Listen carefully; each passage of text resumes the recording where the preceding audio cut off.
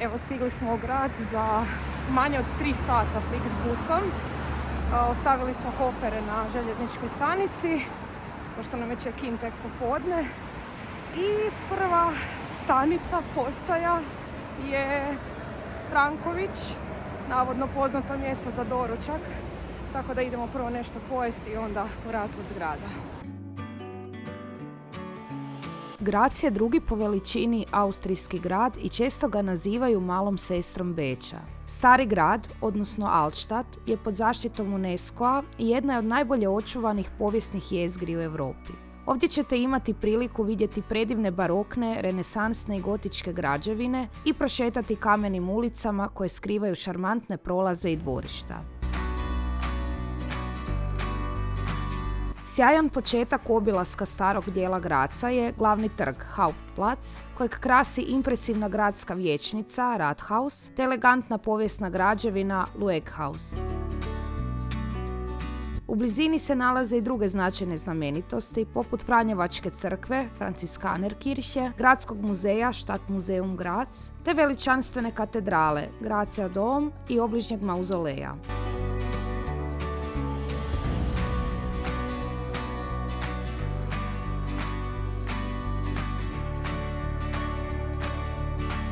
Doručkovali smo u legendarnom mjestu u srcu Graza, Delikatesen Franković, poznatom po raznovrsnim sendvičima i slasticama.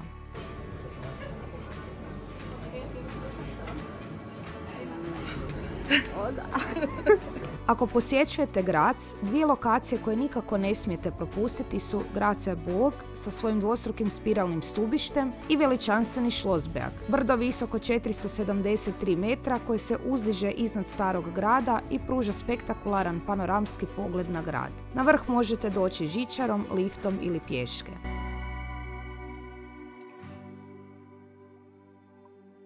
Najpoznatija građevina ovdje je 28 metara visoki uatom iz 16. stoljeća, simbol Graza. Ono što je zanimljivo kod ovog sata je da su kazaljke zamijenjene. Velika kazaljka pokazuje sate, a mala minute. Tamo se može vidjeti i zvonik koji je dom najpoznatijeg zvona u Grazu, 5 tona teškog po imenu Liesl.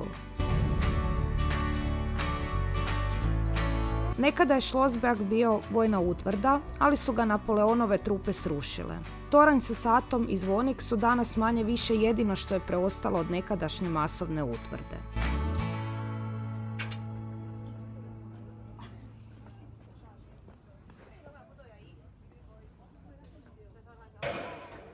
Čulo se, dosta dobro. Na vrhu možete popiti kavu ili pivo s pogledom na grad, a ako ste ovdje predvečer, uživat ćete u najljepšem zalasku sunca u Grazu. Plave oči,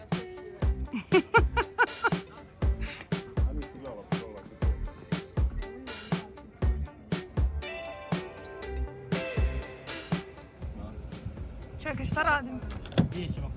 Čekaj. Zašto mi ovo ne gurne do kraja? Nije bro. Kako si ti uplatio? Kroz lijevo. Ujebate vrat.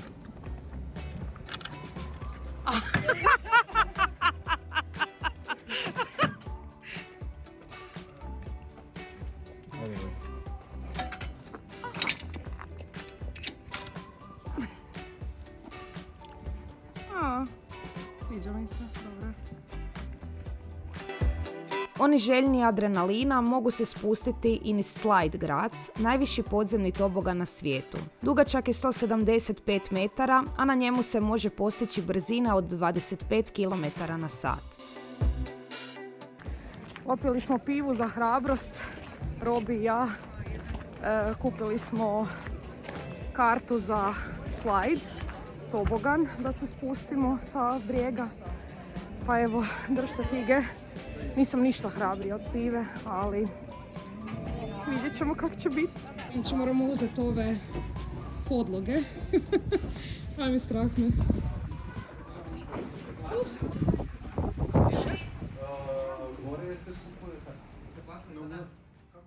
A few moments later.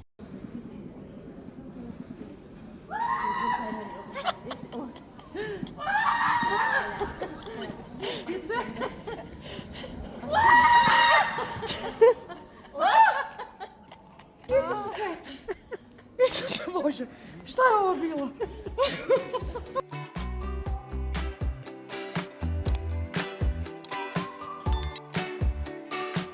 Nakon višesatne šetnje i uzbudljivog spusta toboganom, vrijeme je da kušamo neka tradicionalna austrijska jela.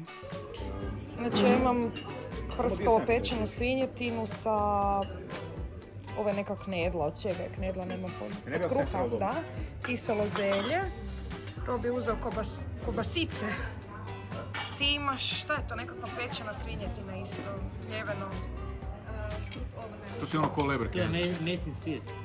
Mesni sir. Bela možda ima i najbolju opciju. Gulaš. Imaš ti možda malo previše. Se možemo tu točiti skupa.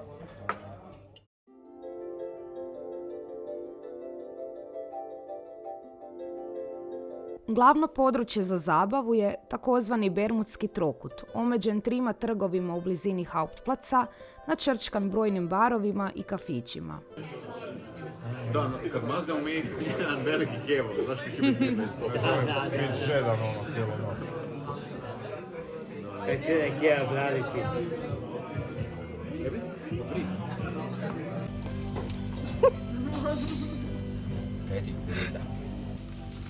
Roka se kebab u 1 ujutro.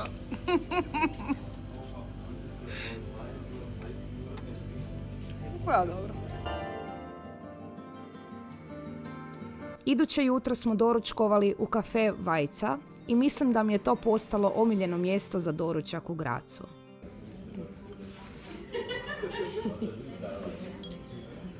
Jelena, kakva je palenta?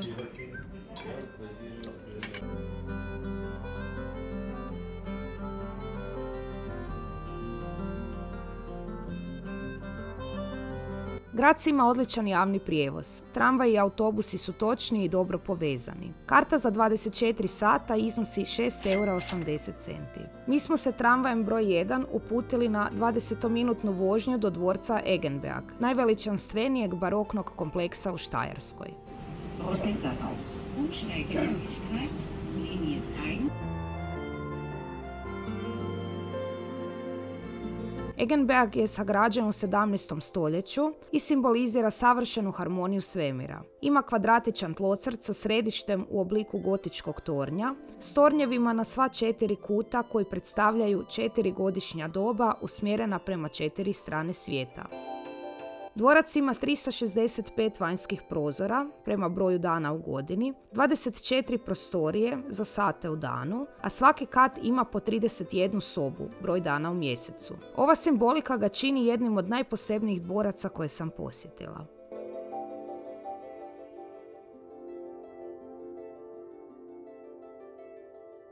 Unutra se nalaze veličanstvene freske, povijesni namještaj i galerije koje u ovom zimskom periodu nažalost nismo mogli posjetiti, ali smo imali pristup dvorištu dvorca i parku s paunovima koji slobodno šeću. Ulaznicu za to smo platili 2 €.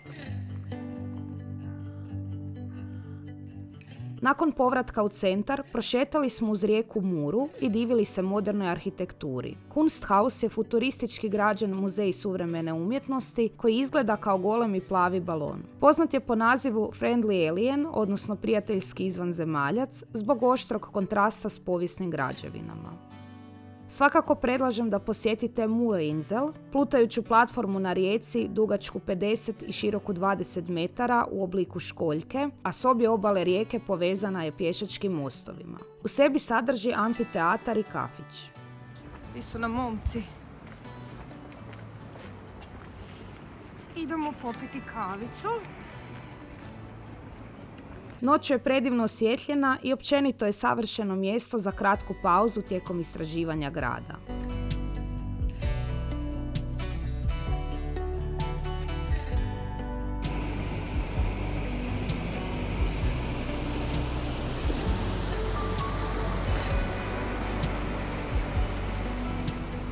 Graz je poznat kao kulturna i gastronomska prijestolnica Austrije, a ono što svakako ovdje trebate probati je bućino ulje. Klasična austrijska jela poput bečkog šnicla, grah salate s bućinim uljem, štrudle od jabuka ili zaher tortu.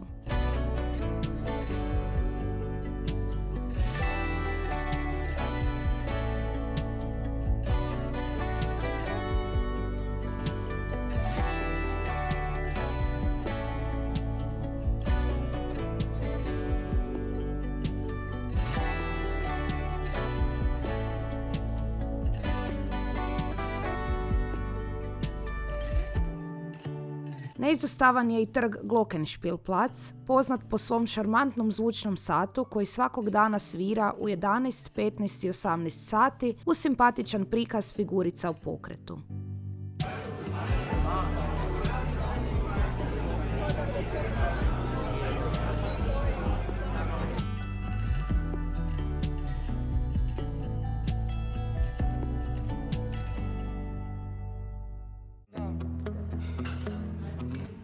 Robi, jesi spreman? Ročno spreman. Nakon doručka i kave, prošetali smo još malo centrom, te se Uberom uputili do autobusne stanice Webling, s koje nam polazi bus do Zagreba.